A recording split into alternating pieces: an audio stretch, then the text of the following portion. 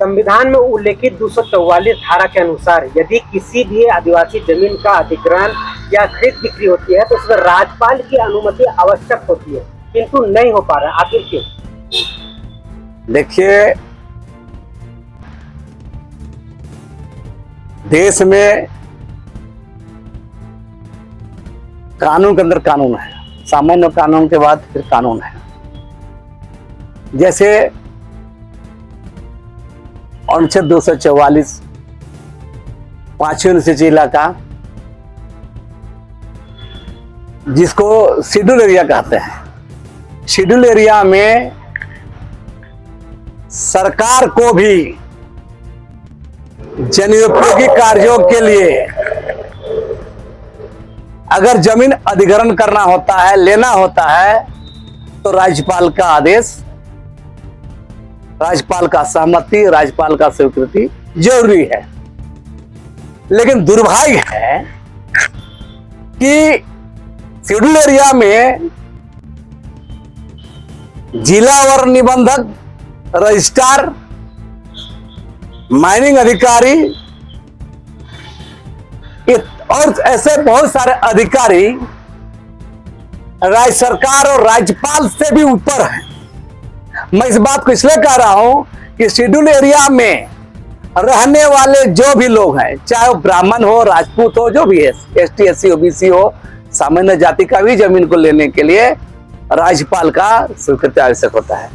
लेकिन ये schedule area में तमाम रजिस्ट्रार लोग आज तक तो उसको जमीन रजिस्ट्री बिहार का, बंगाल का, उड़ीसा का, दिल्ली का, कहीं का आदमी कर रहे हैं। और ये जो नियम है शेड्यूल एरिया के प्रावधानों का, ये खुलम खुला उल्लंघन है और ऐसा इस राज्य में हो रहा है।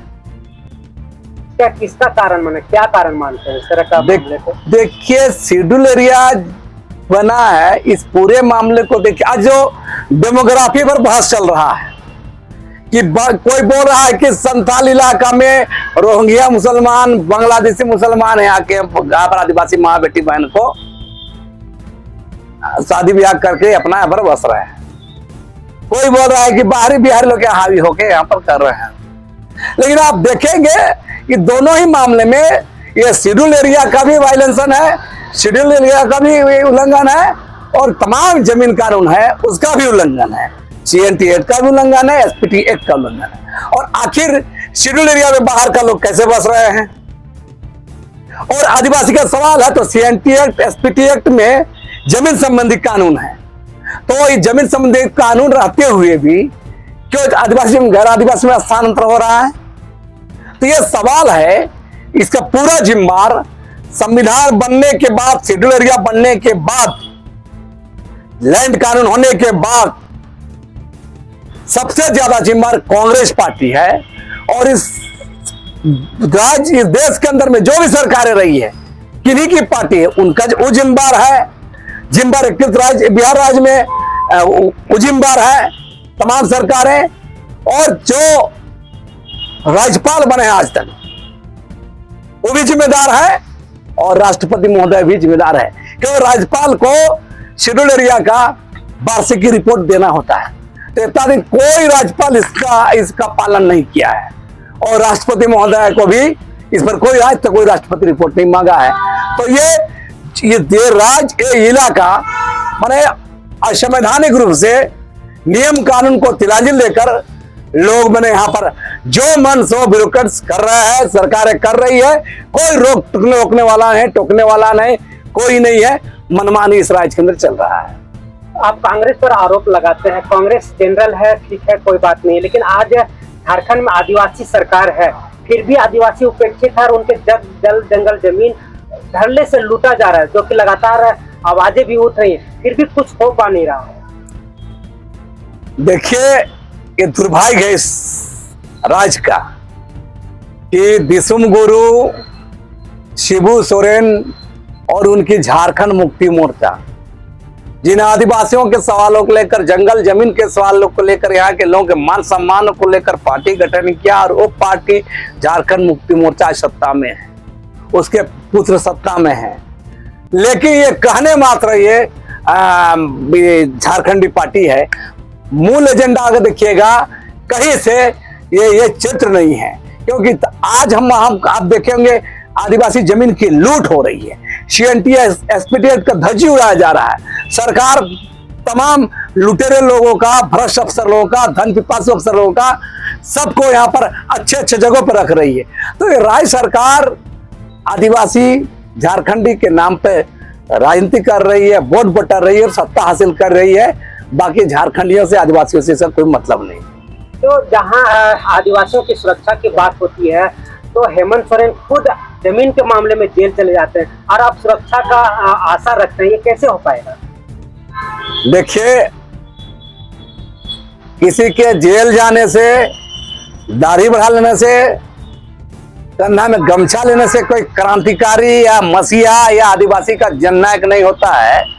हेमंत सोरेन को भी समझना चाहिए। मेरा कहना है कि जो जिस जमीन को लेकर वो जेल चले गए, उनकी सरकारें गई, मेरा कहना है हाई कोर्ट में अभी चल रहा है मामला और रिहा मैंने अभी जमानत में निकले हैं, इस पर बहुत टिप्पणी हम नहीं करेंगे। लेकिन सवाल है कि राज्य के आला अधिकारी जमीन घोटाले में उपायुक्त जेल जा रहे हैं, CO पकड़ा जा रहा है, ED रेड कर रही है, नगरीय CO, कांके CO, तमाम राजस्व विभाग में लूट मचा हुआ है। तो राज्य सरकार का मुखिया हेमंत सोरेन नाते उनको क्या कर्तव्य था? सब पर कार्रवाई करते, तो कार्रवाई नहीं कर रही है, मतलब संरक्षण दे रही है। हम इसलिए बोल रहे हैं हेमंत सोरेन तमाम लुटेरे लोगों का संरक्षक बने हुए। अभी झारखंड में डेमोग्राफी को लेकर के बहुत जबरदस्त बवाल उठा हुआ है। सभी राजनीतिक पार्टियां अपने अपने तरीके से बोल रही हैं, लेकिन वो लोग आवाज नहीं उठाते हैं अपने वोट बैंक को लेकर के। क्या मजबूरी रहती है? देखिए, कांग्रेस पार्टी नहीं बोल सकती, उनका वोट बैंक मामला है। झारखंड मुक्ति मोर्चा वोट बैंक का मामला है, आज चुप रहेगी, है ना। बीजेपी संथाल प्रणाम में अपना हिंदू वोट बटोरने के लिए संथाल प्रणाम में मुस्लिम मेजॉरिटी सामने ला रही है। तो मेरा क्या, डेमोग्राफी का सवाल हिंदू मुसलमान बाहरी बिहार से नहीं है। डेमोग्राफी का सवाल संवैधानिक प्रावधानों का, फिफ्थ शेड्यूल का, जमीन कानून का उल्लंघन के कारण और उसके जिम्मेदार जो भी तमाम जो पार्टियां हैं, तमाम सरकारें हैं, सब लोग हैं, अगर सही में ईमानदार रहती तो इस पर होना चाहिए कि संवैधानिक प्रावधानों को लेकर उल्लंघन करके आज जो आबादी बसी है, चाहे रेलवे के नाम पर, विद्युतीकरण के नाम पर, कल कारखाना के नाम पर, खान खदान के नाम पर, या शहरीकरण के नाम पर, या कोई भी योजना के नाम पर जो बसी है और वो शेड्यूल इलाके में बसी है, उस पर अभी तक कोई नियम नहीं बनाया जा रहा है, कोई कार्रवाई नहीं किया जा रहा है। ये इसके जिम्मेदार है और इस मामले में सभी एक थैली के चट्टे बट्टे हैं, चाहे कांग्रेस हो, भाजपा हो, JMM हो, आजसू हो, सारे के सारे महज राजनीति कर रहे हैं और राजनीतिक वोट बैंक साध रहे हैं। झारखंड में आदिवासी बहुल क्षेत्र है और यहाँ अधिकतर आदिवासियों के साथ ही जो व्यवहार हो, चौतरफे हमले हो रहे हैं। इसमें आदिवासी अपने आप को असुरक्षित महसूस कर रहे हैं, सरकार अपनी होने के बावजूद भी। इसका कारण मानते हैं? इसका कारण है कि देश राज्य के अंदर में आदिवासी मुख्यमंत्री जरूर है, लेकिन सबसे बड़ा बात है कि आदिवासियों के हितों में न योजना है, न काम है, सिर्फ और सिर्फ आदिवास हो रहा है। मेरा इसलिए कहना है, सिस्टम में जो लोग हैं वो एंटी ट्राइब, एंटी झारखंडी हैं और उन लोग को राज्य सरकार द्वारा सत्ता संरक्षण मिल रहा है और यही कारण है कि आज आदिवासियों पर हमले बढ़े हैं। उनकी जमीन, उनका मान सम्मान, उनका इज्जत, उनके सारे अधिकार सब लूटे जा रहे हैं और यही झारखंड का सच्चाई है। झारखंड में आदिवासियों के लिए जमीन से संबंधित बहुत सख्त और मजबूत कानून बना हुआ है, फिर भी जमीनें लूटी जा रही हैं अधिकतर।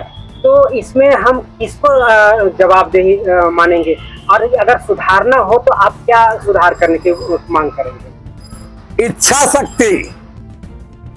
झारखंड में सत्ता में काबिज जो सरकारें हैं, इच्छा शक्ति नहीं है, नैतिक शक्ति नहीं है, ईमानदारी नहीं है और यही कारण है कि आज जितना भी घट रहा है, यही मूल कारण है कि सरकार नियम कानून संविधान के अनुरूप नहीं चल रही है और इसी का कारण आज आदिवासी समुदाय झेल रहा है।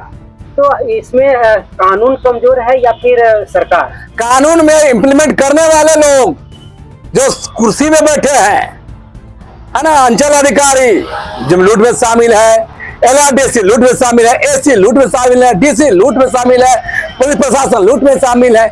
मेरा कहना है जब संरक्षक ही भक्षक बनेगा तो फिर आदिवासी बचे कैसे? हम कह रहे हैं यहाँ रक्षक लोग ही भक्षक बने हुए हैं। जमीन कानून पर आदिवासी इलाका में सीधा सीधे मामला है, DC कस्टोडियन होते हैं जमीन के, फिर भी जमीन की लूट हो रही है। तो आज तक मैंने एक भी DC को नहीं देखा कि आदिवासी को जमीन बचाने के लिए सामने आए। तो आप समझ सकते हैं राज्य के अंदर में नियम कानून का सरकार नहीं है, संविधान का सरकार नहीं है, लूट खसोट माफिया राज की सरकार बनी हुई। तो हेमंत सोरेन के विषय में क्या कहेंगे?